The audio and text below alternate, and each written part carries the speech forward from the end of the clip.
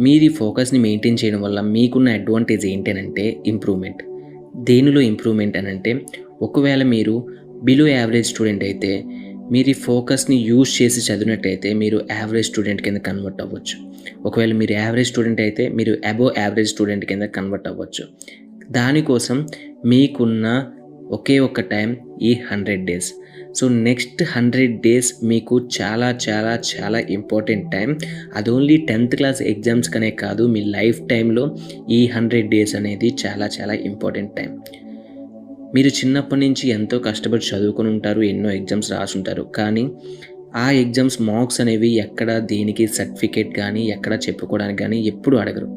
కానీ 10th class marks అనేవి మీరు ఎక్కడికెళ్ళినా ఫ్యూచర్‌లో ఎప్పుడు ఎవరితో మాట్లాడినా సరే మీకు 10th క్లాస్‌లో ఎన్ని మార్క్స్ వచ్చాయని చెప్పి ఖచ్చితంగా అడుగుతారు.